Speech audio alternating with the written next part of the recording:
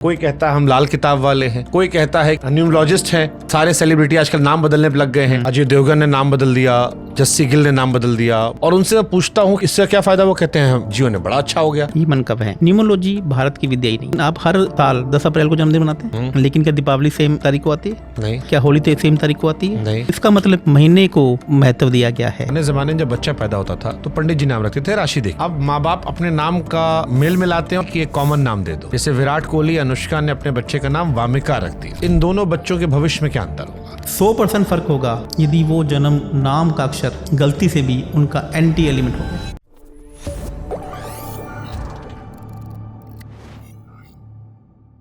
अब आज की पीढ़ी जो है वो एस्ट्रोलॉजी से दूर इसलिए गई है क्योंकि उसे दिखता है कि एक तो बहुत सारे एस्ट्रोलॉजर हो गए हैं, नंबर 2 एस्ट्रोलॉजी में भी इतनी कैटेगरी हो गई है। कोई कहता है हम लाल किताब वाले हैं, कोई कहता है कि भैया हम वो चाइनीज शेंग जो होता है हाँ उसके हम हैं, कोई कहता है कि हम फलाने वाले न्यूमरोलॉजिस्ट हैं। सबका नाम, सारे सेलिब्रिटी आजकल नाम बदलने पे लग गए हैं। सबसे सही कौन सा होता है जिसका इम्पैक्ट ज्यादा होता है, और इन सब का माई बाप कौन है, उसकी शुरुआत कहाँ से हुई? देखिए, आपको मैं एक मिनट में सबको बताना चाहूँगा। न्यूमरोलॉजी भारत की विद्या ही नहीं है। न्यूमरोलॉजी 1915 में लिखी गई है, जो भारत के अंदर कीरो नाम के व्यक्ति आए थे। मैं आपसे पूछना चाहता हूँ, आपकी डेट ऑफ बर्थ क्या है? 10 अप्रैल। वो आगे मुझे नहीं पूछना है, लेकिन आप हर साल 10 अप्रैल को जन्मदिन मनाते हैं, लेकिन क्या दीपावली सेम तारीख को आती है? नहीं। क्या होली सेम तारीख को आती है? नहीं। क्या शिवरात्रि सेम तारीख को आती है? नहीं। तो इसका मतलब क्या है कि हमारी एस्ट्रोलॉजी में तिथि को, महीने को महत्व दिया गया है, आपके ये न्यूमरोलॉजी को नहीं। क्योंकि 10 अप्रैल को हो सकता है कि उस जब आप पैदा हुए थे तो कृष्ण मास की कोई भी फाल्गुन महीना था, उसका कृष्ण पक्ष था और द्वितीय तिथि को पैदा हुए थे, तो आपका जन्मदिन तो उसी तिथि को आना चाहिए था।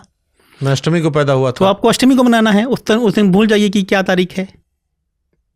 आप मेरी बात को समझ रहे हैं? तो ये तो न्यूमरोलॉजी तो अब जाकर आई है 1914 में, 1915 में, जब कीरो ने इसको लिख दिया। और क्योंकि आप 500 साल से 1000 साल से हम दबे हुए हैं। पहले मुगलों ने आक्रमण कर दिया, फिर अंग्रेज़ों ने आक्रमण कर दिया। जब 1950 में वो यहाँ से हमसे छूट कर गए तो वही न्यूमरोलॉजी की किताबें हमारे पास सबसे पहले आई, तो वही हमारे दिमाग में, मानसिकता में कर गई। मैं आपसे पूछता हूँ कि मैं अपनी बात भी करूँ तो मुझे अपने पिताजी का नाम याद है, ज़्यादा से ज़्यादा मुझे अपने दादाजी का नाम याद है। आज अपनी जो ऑडियंस भी देख रही है, इनमें से कितने लोगों को अपने परदादा का नाम याद है? किसी को भी नहीं। किसी को भी नहीं पता कि मेरे परदादा को, जैसे पंजाबी में लक्कड़ दादा कहा जाता है, कि वो क्या करते थे। तो जब हमें हमारे 5 पीढ़ियों का नहीं पता तो हमारे सनातन धर्म में हमारे ऋषियों ने क्या लिखा, कि हमें क्या पता होगा? तो ये एक बहुत बड़ी चाल थी। आपने कहा ना कि आज का युवा क्यों एस्ट्रोलॉजी नहीं मानता? क्योंकि अंग्रेज, ये यूएसए वाले कभी नहीं चाहते थे कि भारत के लोग, भारत के सनातन धर्म के लोग एस्ट्रोलॉजी के बारे में, भगवान के बारे में जाने। उन्होंने इस बात को फैलाया कि इसको मिथ को फैला दो। क्या फैला दो? इसको मिथ कह दो कि भगवान की कहानियाँ मिथ हैं। आपको मैं एक स्टोरी के माध्यम से बताता हूँ। 1947 में भारत आज़ाद हुआ। 1947 में जब भारत आज़ाद हुआ तो भारत का राष्ट्रीय कैलेंडर इन्होंने शक संवत लिखा, जबकि भारत का राष्ट्रीय कैलेंडर क्या है? विक्रम संवत है। विक्रमादित्य भी विष्णु जी के एक अवतार थे। आज आप नेपाली लोगों से पूछेंगे ना, उनको इंग्लिश कैलेंडर नहीं आता है। वो आज भी विक्रम संवत के अनुसार तिथि से अकॉर्डिंग काम करते हैं। पहला भारत का जो एजुकेशन मिनिस्टर था वाराणसी की, जो मुस्लिम लॉ बोर्ड से, उन्होंने उठाकर उसको बनाया कि वो चाहते थे कि ऐसी किताबें लिख दो कि जिसमें देवी देवताओं का नाम ही ना हो। वहाँ पे क्या लिख दिया? अकबर महान है, ये महान है, सभी। हाँ, आप सामाजिक ज्ञान पढ़ लीजिए, आपको ऐसे भी दिखेगा कि ये महान था और वो महान था। ये जो हमारे जो शास्त्र है उसके बारे में बताया ही नहीं है। आपको एक बात क्यों नहीं मानते आज का बच्चा, आज का युवा? क्योंकि लैक ऑफ नॉलेज, उनको पता ही नहीं है, किसी के बारे में गाइड ही नहीं किया। आज इसे देखो न्यूमरोलॉजी कर रहा है कि न्यूमरोलॉजी 4 दिन में सीखी जा सकती है। आज जिसे देखो लाल किताब की बात करता है, लाल किताब 5 दिन में सीख लेते हो। और जिसे देखो मैं वास्तु की बात करता हूँ, वास्तु क्या है, 10 दिन में सीख जाओगे। तो जो एस्ट्रोलॉजी है, जिसको पढ़ने में आज मेरे को 10 साल हो गए, ऊपर हो गए, और आज भी मुझे ऐसा लगता है कि मैं एस्ट्रोलॉजी का एक स्टूडेंट हूँ, तो कैसे मानोगे? जिसे आप मेरी बात को समझ तो उसको विश्वास करना, लैक ऑफ नॉलेज, जिससे ये मैं इस अभियान में लगाऊं शुभांकर जी कि घर घर में सनातन धर्म की बात पहुँचा के छोड़ूंगा। और आप देखिए उस दिन, आप देखिए एक तरफ ये लोग होंगे और एक तरफ हम लोग। बट जैसे मैं बहुत सारे आर्टिस्ट के इंटरव्यू करता हूँ, बहुत सारे कलाकारों से मैं मिलता रहता हूँ, वो कहते हैं कि न्यूमरोलॉजी की वजह से उन्होंने अपने नाम में बदलाव कर दिया, और आजकल सारे एक्टर बदल रहे हैं। अजय देवगन ने नाम बदल दिया, जस्सी गिल ने नाम बदल दिया, मैं बहुत अनगिनत लोगों को जानता हूँ जो नाम बदला, और उनसे मैं पूछता हूँ कि इससे क्या फ़ायदा, वो कहते हैं जीवन में बड़ा अच्छा हो गया। तो क्या ये उनके सिर्फ मन का वहम है? ये मन का वहम है, ये कहीं ना कहीं सबकॉन्शियस माइंड में उन्होंने इसको बिठा लिया। पहली बात तो मैं आपको बताता हूँ, ठीक है, एक साइंस जिसे न्यूमोलॉजिक साइंस के रूप में काम कर रही है, 5-10% काम करती भी, क्योंकि कोई भी चीज़ को आप 21 दिन 41 दिन कहना चालू कर दोगे ना तो वो साइंस कहीं ना कहीं एग्जिस्ट होने लग जाएगी। तो साइंस 5 से 10% काम करती है, इसमें कोई डाउट नहीं है। लेकिन मैं आज आपको एक बात बताता हूँ कि किसी ने किसी का नाम रखा, मान लीजिए आपका नाम शुभांकर मिश्रा है, आपको मालूम है आपकी राशि क्या है? शुभांकर एस। ये मतलब आप कुंभ राशि से, कुंभ आपकी राशि है, कुंभ राशि का मतलब क्या है? आप वायु तत्व के हो गए हो। लेकिन नाम से राशि कैसे? मेरा मिथुन, पैदाइश में मिथुन थी मेरी। मिथुन राशि है आपकी, तो इसका मतलब आप पृथ्वी तत्व के हो। मिथुन राशि बताया गया आपने, कन्या, मिथुन। मिथुन का मतलब कि आपका जन्म भी वायु तत्व में हुआ, मिथुन राशि भी वायु तत्व की है, और आपका जन्म भी, एस का मतलब होता है कुंभ राशि, तो इसका मतलब आपके नाम भी कुंभ राशि में है, तो वायु तत्व की राशि में ही आपका नाम है, तो आपकी बचत होगी। यही आपकी कन्या राशि होती और आपका पृथ्वी तत्व हो गया और आपका नाम होगा शुभांकर मिश्रा में, तो पृथ्वी तत्व और वायु तत्व एक दूसरे के शत्रु हैं। अच्छा भाग्य होने के बावजूद भी आपको अपने आप से लड़ना पड़ेगा। तो नाम करेक्शन करने से पहले तो ये देखो कि आप कौन से तत्व के हो, और कहीं ऐसा तो नहीं जो नाम आपने रख दिया वो आपका एंटी एलिमेंट है। जैसे अग्नि और पानी, अग्नि और जल आपस में शत्रु हैं, और पृथ्वी और वायु आपस में शत्रु हैं। तो हमें हमारे ऋषियों ने आज बताए, हमारी जो वर्णमाला में कितने अक्षर हैं? 108। 12 राशि हैं और एक राशि में 9 अक्षर हैं। ऐसे ही देखो, हमारी 12 राशि हैं और एक राशि में एक नक्षत्र के 4 चरण होते हैं, 4 और 2.25 नक्षत्र, मतलब 9 नक्षत्र होते हैं, 9 चरण होते हैं एक राशि में। तो वही 9 अक्षर हमारी राशि में 12 निमा 108, 108 वर्ड हैं और 108 ही हमारे नक्षत्रों के चरण हैं। अब मेरे इस मन में एक सवाल आता है, पुराने ज़माने में जब बच्चा पैदा होता था तो पंडित जी नाम रखते थे राशि देख के, कुंडली देख के। अब माँ बाप अपने नाम का मेल मिलाते हैं और चैट जीपीटी में डालते हैं कि एक कॉमन नाम दे दो। जैसे विराट कोहली, अनुष्का ने अपने बच्चे का नाम वामिका रख दिया। ये नाम जो माँ बाप ने अपने नाम से मिला के रखा और वो नाम जो पंडित जी ने बच्चा पैदा होने के बाद कुंडली देख के रखा, इन दोनों बच्चों के भविष्य में क्या अंतर होगा? गलती से भी उनका एंटी एलिमेंट हो गया। मान लीजिए जैसे वाह नाम का बात करते तो ये वृषभ राशि होगी। यदि उस बच्चे का पृथ्वी तत्व है, पृथ्वी तत्व की राशि है, पृथ्वी तत्व में उसका जन्म हुआ है, तो लकीली उसने अच्छा नाम रख दिया तो चल जाएगा। और यदि गलती से वो वायु तत्व का हुआ और नाम पृथ्वी तत्व पे रख दिया तो उसको अपनी ही ज़िंदगी में अपने ही लोगों से, अपनी ही चीज़ों से संघर्ष करना पड़ेगा। मतलब नाम में इतनी ताकत होती है? 100% नाम में ही तो ताकत है, क्योंकि नाम की राशि और आपकी जन्म की राशि आपस में मित्र होनी चाहिए। यानी कि आपने अपना शत्रु तो अपने घर पे पैदा कर लिया, अपनी बॉडी में पैदा कर लिया, बॉडी माइंड एंड सोल। आपने अपना शत्रु तो अपने खुद ही पैदा कर लिया। लेकिन नाम तो लोग कई बार ऐसे ही रख देते हैं। तो यही तो एक सबसे बड़ी मिथ है। यही तो मैं कह रहा हूँ कि lack of knowledge, lack of, उसके बारे में सही तरीके का आपको नहीं मालूम है कि जो नाम आपकी राशि में आया है वो आपको राशि को नहीं रखना है तो उसकी मित्र की राशि में जा सकते हैं। आपके पास 6 राशियाँ हैं जिसके ऊपर आप नाम रख सकते हैं। ऐसा नहीं है कि आपके पास एक ही राशि है और वही नक्षत्र है।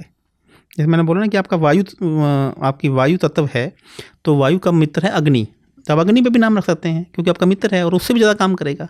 आप जल तत्व के हैं तो आप पृथ्वी पे नाम रख सकते हैं। तो 6 राशियाँ आपके पास आती हैं। कौन कौन से विषय हैं जहाँ पर एस्ट्रोलॉजर से संपर्क करना चाहिए? कौन सा ऐसा विषय नहीं है जहाँ पे एस्ट्रोलॉजर से संपर्क नहीं करना चाहिए? गर्लफ्रेंड बनाने में, पेन खरीदने में। 5वां घर आपके लव एंड अफेक्शन का है।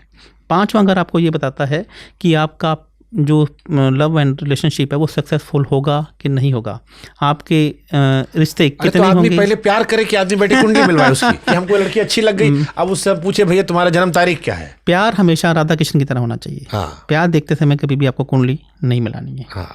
ठीक है। ये हम देखिए, कभी कभी जब प्यार में कोई समस्या आ जाती है, जैसे मान लो सामने वाला हमारे ब्लॉक कर दिया है और अभी हम उससे बात करना चाह रहे हैं, तब हम एस्ट्रोलॉजर से बात कर सकते हैं कि भाई ये कैसे मानेगा तब हम उसकी हेल्प कर सकते हैं, क्योंकि आपका रिलेशनशिप का जो घर है ना वो कहीं ना कहीं पीड़ित है, तब हम आपकी हेल्प कर सकते हैं। लेकिन प्यार करते समय भैया किसी को अपनी कुंडली नहीं दिखा। फर्जी एस्ट्रोलॉजर कैसे पहचाने?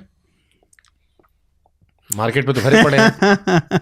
पत्थर फेंकोगे ना तो आपको, जो पत्थर सबसे पहले गिरेगा तो आपको 4-5 एस्ट्रोलॉजर मिल जाएंगे। जो कि लोग लाल किताब से बात कर रहे हैं, जो कि तो लोग सिर्फ और सिर्फ न्यूमरोलॉजी की बात कर रहे हैं, और जो लोग सिर्फ और सिर्फ वास्तु की बात कर रहे हैं, इसका मतलब है या फिर जो लोग टैरो कार्ड की बात कर रहे हैं, टैरो कार्ड भारत की एस्ट्रोलॉजी नहीं है। और जो जिसको बेसिक, आप उससे 10 मिनट बात कीजिए, 5 क्वेश्चन अपने पूछिए, 5 क्वेश्चन उसके सुनिए, आपको खुद जजमेंट हो जाएगा कि आप मतलब कि आप अच्छे से सामने वाले को कितनी नॉलेज है, कितनी नॉलेज नहीं। ये सब फर्जी लोग होते हैं।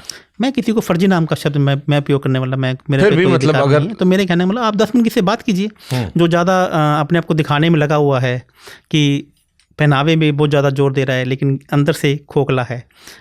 थोथा घड़ा बाजे खना, आपको पता ना बैम्बू जो बांस होता है, बांस की वैल्यू क्यों नहीं है? क्योंकि अंदर खाली होता है। तो भैया जिसका मेकअप ही मेकअप है, जिसका सामान ही सामान है, देखने में सब कुछ है आज, तो इसका मतलब है कि वो कहीं ना कहीं अंदर से खोखला है। ओके।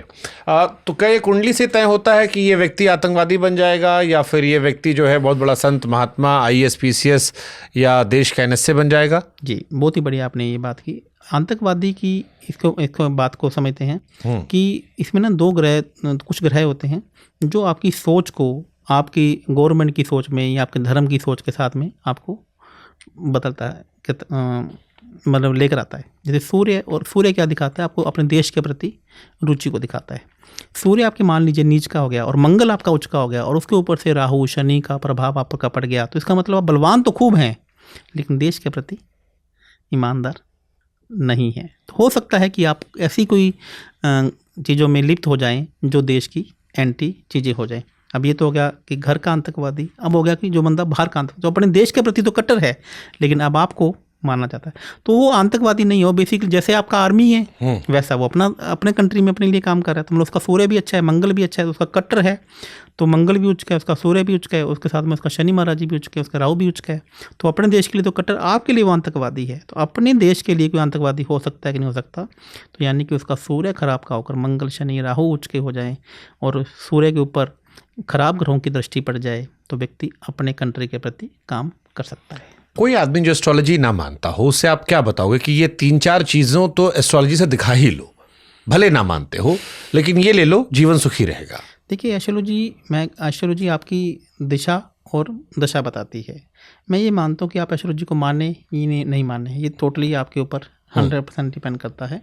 लेकिन एस्ट्रोलॉजी आपको कहीं भी वहम में नहीं डालती। एस्ट्रोलॉजी आपको एक पॉजिटिव करके डालती है कि आपका एक अच्छा समय आने वाला है। आप शुभांकर जी, आप चौके चक्के मारो, क्रीज को छोड़ कर खेलो। और अब आपको ये बता सकती है कि भैया थोड़ा सा सेफ होकर खेलना।